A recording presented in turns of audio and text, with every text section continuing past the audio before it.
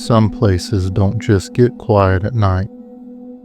They go still. No birds, no bugs, no breeze. Just silence. The kind that presses on your ears like water. The kind that feels watched. Deep in the woods of Chatham County, North Carolina, there's a patch of earth that has defied explanation for over a century. A barren circle where nothing grows. Not grass, not weeds, not trees. Animals avoid it. Compasses go haywire. And no matter how often the ground is cleared, it's always bare. Perfectly round, like something wants it that way. Locals call it the devil's tramping ground.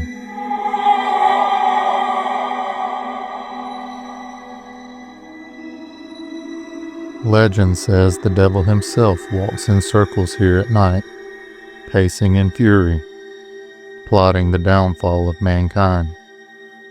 His rage scorches the earth beneath him, and anything placed in the circle by day is thrown violently out by morning. But that's just the story, right? Just folklore. Just something to scare kids around a campfire. Except, people keep going back. Paranormal investigators, campers, skeptics, and what they find isn't always so easy to explain. Some say they've seen red eyes in the trees. Some report hearing footsteps when no one is there. Others have woken up outside their tents, confused, cold, and afraid.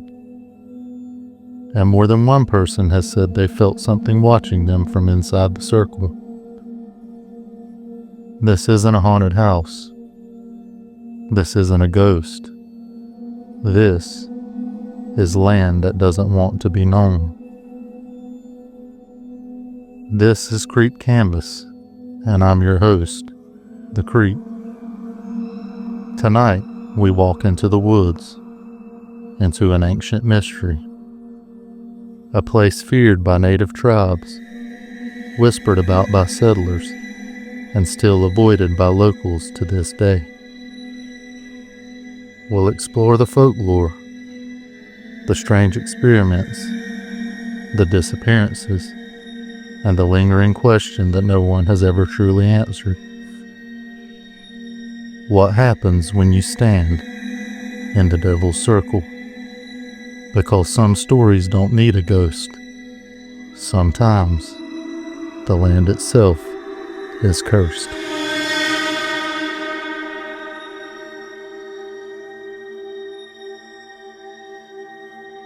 Long before North Carolina was called North Carolina, before English settlers pushed west from the coast, before the land was divided by roads and railroad tracks, the indigenous peoples of the region knew about the circle. The legend predates the Civil War. It predates the American colonies. It may even predate recorded history in this part of the country.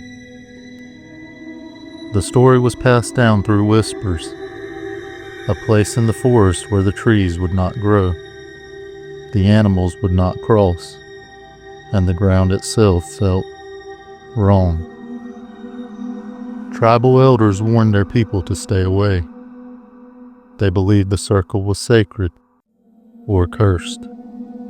Some said it was a place where spirits roamed.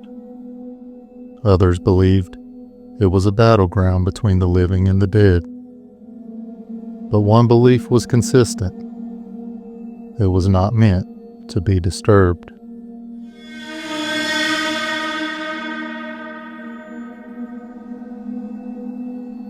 By the early 1800s, settlers in Chatham County had begun hearing stories from the locals.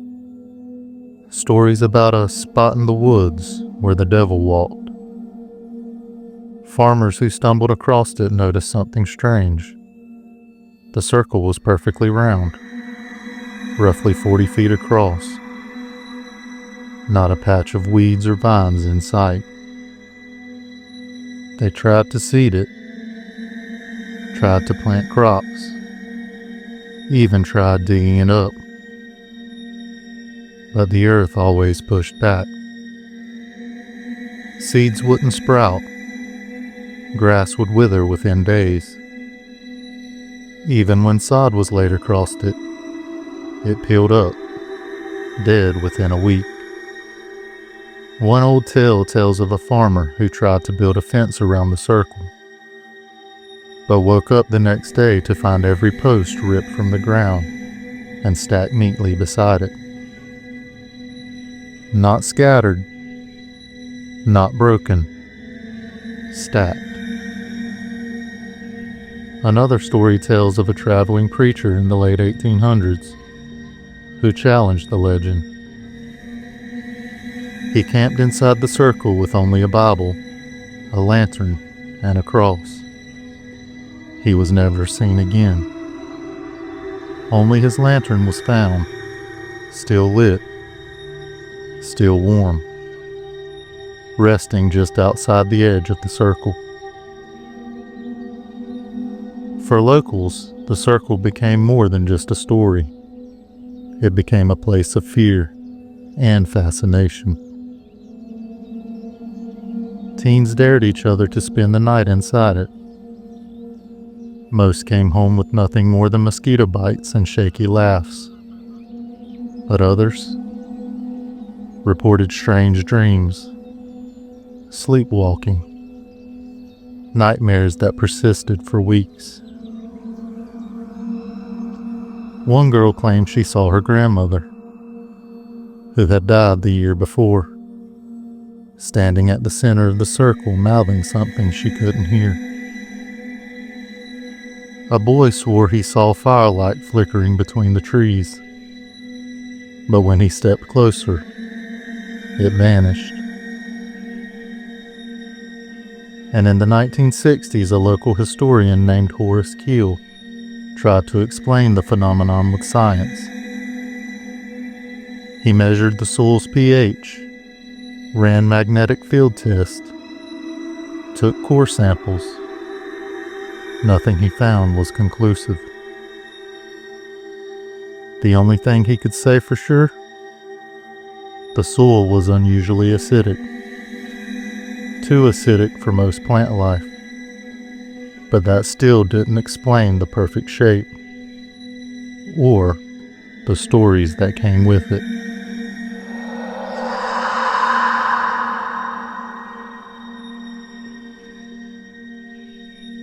Then there's the name, the Devil's Tramping Ground. It first appeared in print in the early 20th century in a small article in the Greensboro Daily News.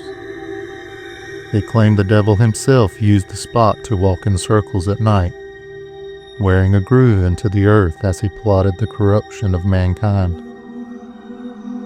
It said that if you listened closely just before dawn, you could hear the sound of pacing, steady footsteps, moving in endless loops. And if you waited until sunrise, you'd find anything you'd left inside the circle, sitting several feet away, as if it had been violently thrown. Now, of course, it's just a legend, right? A story for ghost tours, a myth told by generations of rural families, something to scare the new kids. But that's the thing about folklore. Sometimes it fades with time, and sometimes it holds its ground. Just like the circle. Still bare. Still perfect. Still watching.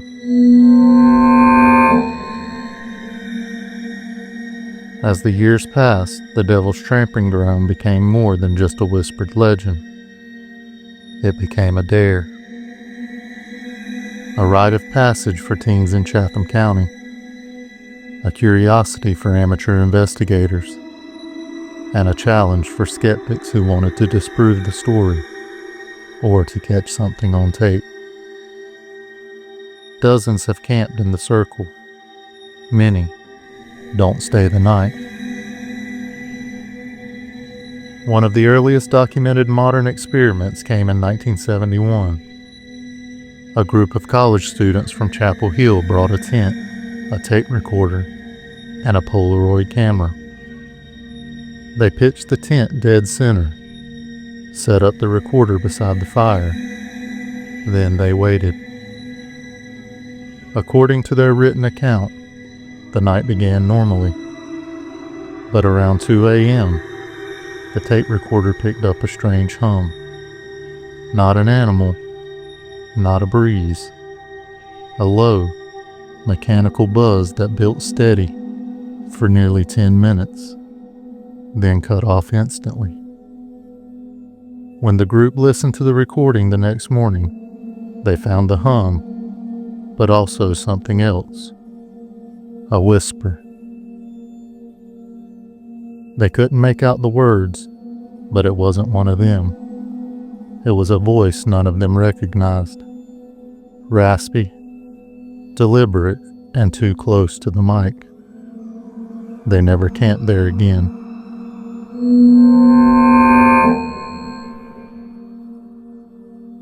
In the late 80s, a local photographer set out to debunk the myth. He brought high-end equipment and a full lighting rig, planning to do a long exposure shoot through the night. He arrived before sundown and set up outside the circle. Cables, tripods, flash triggers. When it came time to place his camera inside the clearing, the shutter began misfiring. Then it froze altogether. He moved it 2 feet back, just outside the ring, and it worked fine. He repeated the test 3 more times. Each time the gear was placed inside the circle, it failed. Once it was removed, it worked. When he reviewed the photos taken from the edge of the clearing, one in particular chilled him. A single frame captured something faint, a blur, almost like a shadow with definition. He didn't share it publicly. He didn't want the attention. But he did tell a friend. It felt like something was standing just outside the light, waiting. In 2003, a high school teacher from Siler City brought a group of senior students to the site as part of a local folklore project. They didn't plan to stay the night, just to document the area, take soil samples, and record temperature fluctuations. They were there for less than an hour when one of the students began crying uncontrollably. She said she could hear whispering, but no one else could. Another said she felt something cold wrap around her wrist, like a hand, though no one was touching her. The group left early, and the teacher canceled the project.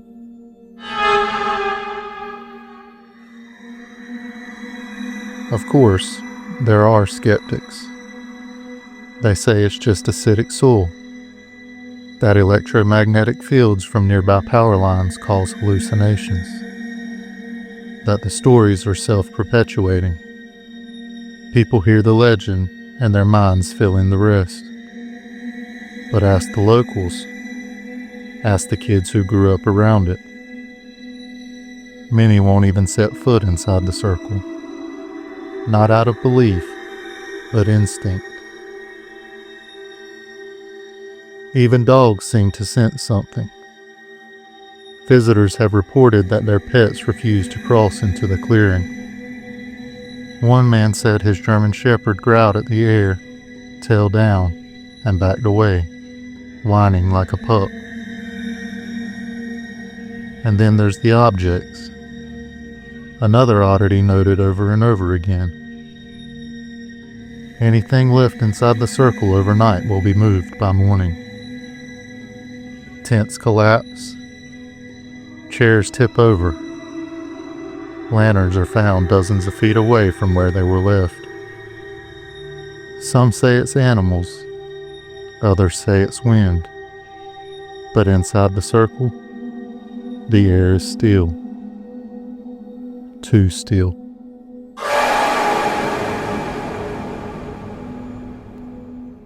Maybe it's all coincidence. Maybe it's just old stories feeding old fears. But every time someone tries to explain it away, the circle pushes back. It stays bare. It stays clean. It stays perfect. Like something still walks there, night after night, wearing down the earth. Some say it's the devil. Some say it's older than that. Either way, no one's been able to stop it. Everyone has a theory about the devil's tramping ground. Some say it's just bad soul. Others believe it's a naturally occurring geopathic anomaly. And some swear it's a thin place. A spot where the boundary between our world and something else is thinner. But here's the problem. No theory, not one, fully explains everything. In 1946, a local agricultural team took soil samples from the circle. The results were underwhelming. They found high levels of salt and zinc, enough to stunt some plant growth, but that didn't explain why grass didn't even try to grow, why even weeds refused to take root, or why plants along the very edge of the circle thrived, only to stop on a perfect, invisible line. Later samples contradicted the first. One lab found nothing unusual at all. The soil wasn't dead, it just didn't grow. Some paranormal researchers have claimed that electromagnetic anomalies exist in the circle. In 1987, a team from Raleigh brought magnetic field meters and Geiger counters to the site. They claimed the readings inside the circle spiked intermittently, sometimes shooting off the scale, then returning to normal in seconds. Others have tried to replicate these results. None have done so consistently. Still, electronics behave oddly in the circle. Compass needles jitter, digital watches reset, and sometimes even car radios go silent when parked near the edge. Then there are the skeptics. They say it's suggestion, that the power of the legend is enough to create real fear, real physical symptoms. They argue that if someone hears a story about something evil walking in a circle, about voices, about shadow figures, their brain may conjure experiences to match. They cite sleep deprivation, group hysteria, the influence of storytelling. And to be fair, the human mind is very good at creating monsters when it's dark and quiet. But even the skeptics have a hard time explaining the footprints.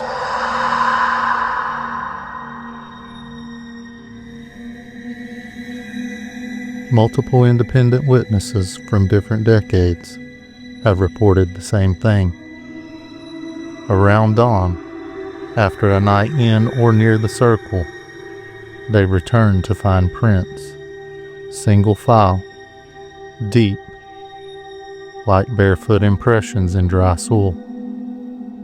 Not animal, not boot tread, just feet, bare and large, and always moving in a perfect continuous circle, over and over, like something had been pacing in the night endlessly. The strangest part? No prints ever lead into the circle, none lead out. Just the track, closed, looping. And when some have tried to follow them, to step where the prints go, they report an overwhelming sense of dread, a pressure in the chest, or the sudden feeling that they're not alone.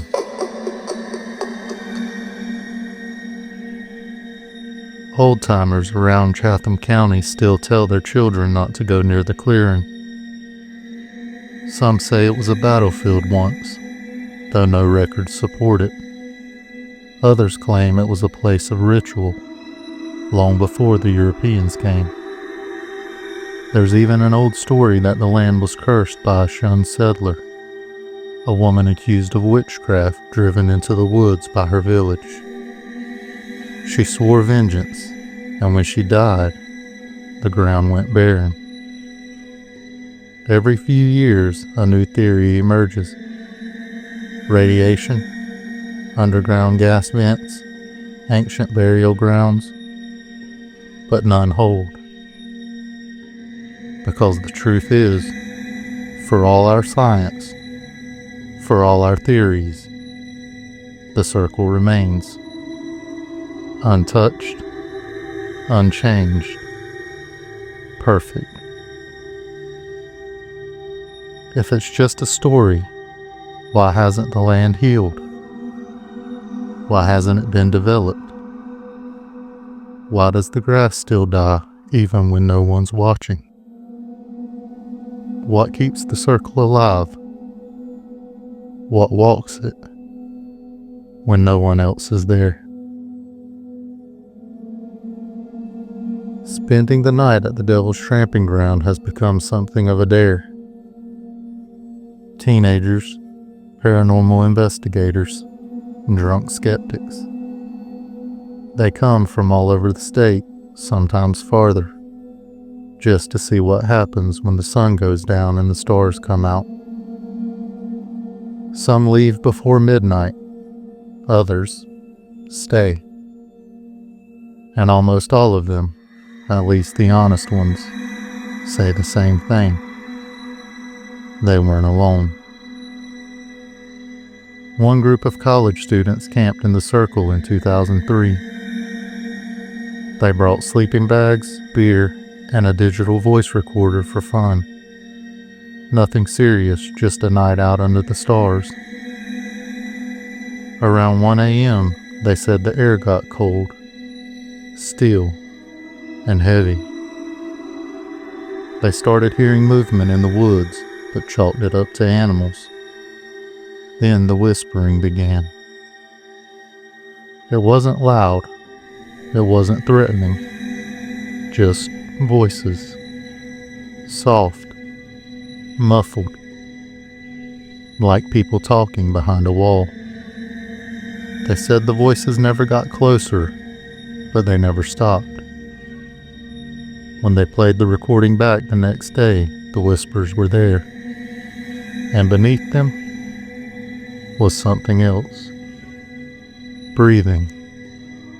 Just one slow inhale and a sharp exhale.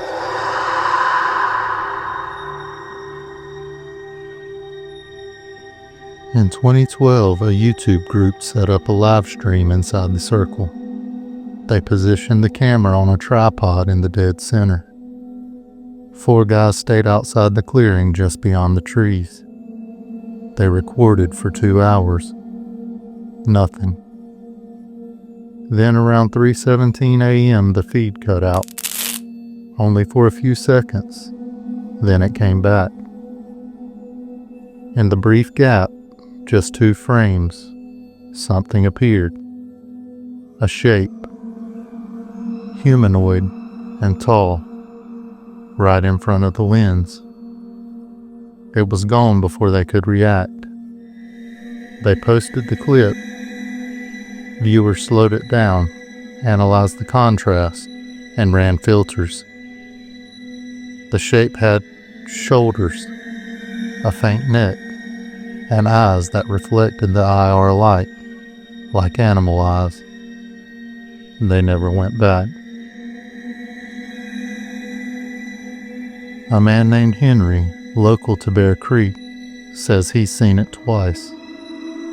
Once in his 20s, once in his 60s. Same thing both times. A figure standing just inside the tree line, watching the circle. Not moving, not pacing, just watching. He calls them the Night Watchers. Says they don't leave footprints, don't blink, and don't breathe. They just appear after midnight and vanish before sunrise.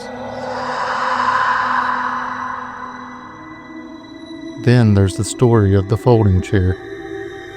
One camper brought it in, said he didn't want to sit on the dirt. He placed it in the center of the circle right by the fire pit and sat in it until about midnight. Then he walked away to grab something from the car. When he came back, the chair was gone. He looked around, thought someone might have moved it. He checked the tree line and found nothing. 20 minutes later, he saw it. The chair was back. But now the chair was on the opposite side of the circle, perfectly upright, facing inward. He didn't sit down again. Story after story, decade after decade, people report the same things. Voices with no source, figures just outside the light, shadows that move wrong, the overwhelming urge to leave. Sometimes it's just a sound, sometimes it's just a feeling, like something ancient is standing just behind you, close enough to touch, but choosing not to. And always, the stories end the same way. They leave before dawn. And when they do, they feel like something is following them. Not home, not into the car, but just enough to make them never want to go back.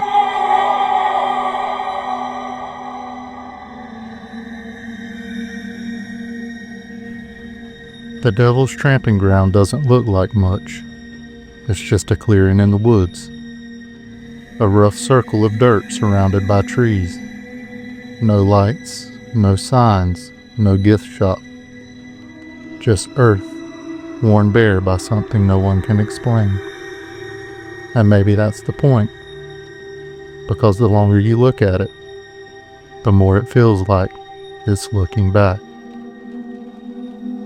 Decades have passed, thousands of footsteps, and countless stories. But still, the grass won't grow. People have tried everything. They've planted seeds, watered it daily, brought in fresh soil, and one person even fenced it off for 3 years. Still nothing. And when you remove what's been placed there, chairs, tents, even stones, they're always off by morning, like the ground is erasing them. Some say it's a natural quirk, a mix of bad soil, low light, and acidic rain. But even scientists who've tested it can't fully explain the perfect repeating shape, or why it's been that way for over a century.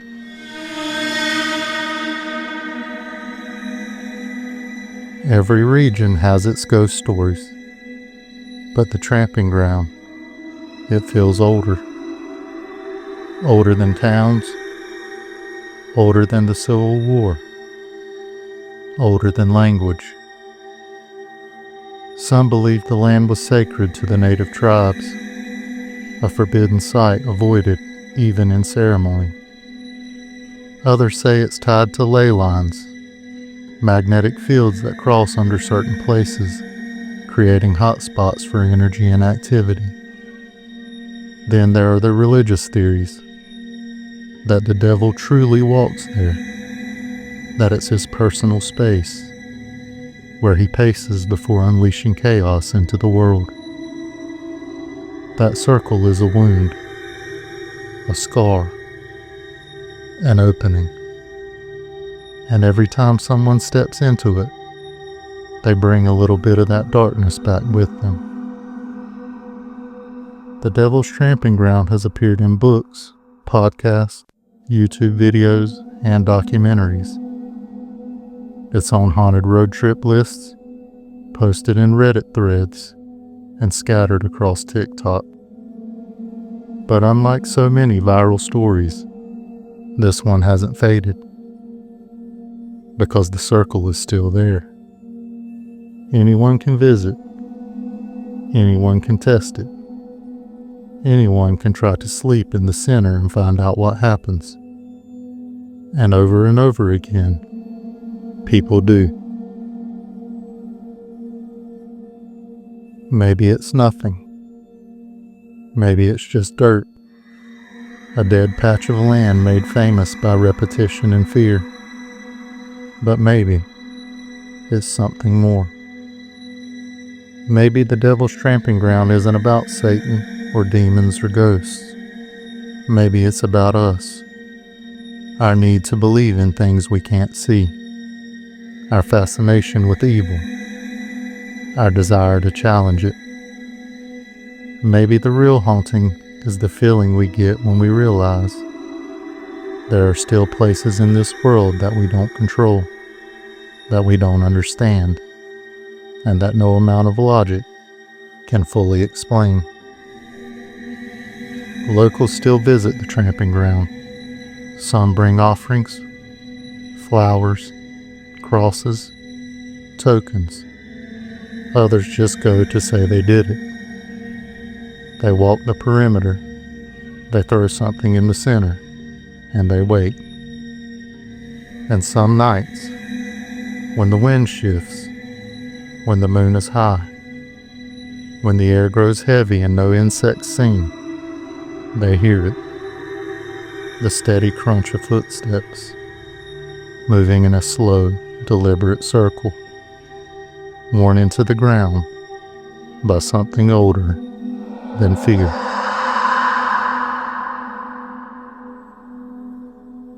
I don't know what walks in the circle. I don't know if it's the devil or a shadow of our own making. But I do know this. The clearing is still there. The stories are still coming. And the ground is still bare. So if you ever find yourself driving through Bear Creek on a quiet road with spare time, turn off the highway, follow the trees, and look for the circle. Stand at its edge, just for a moment, and ask yourself, would you spend the night inside? You've been listening to Creep Canvas. I'm the Creep.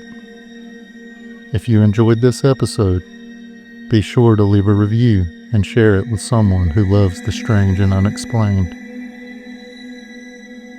If you have a haunting or a legend of your own, leave it in the comments. We want to hear your story.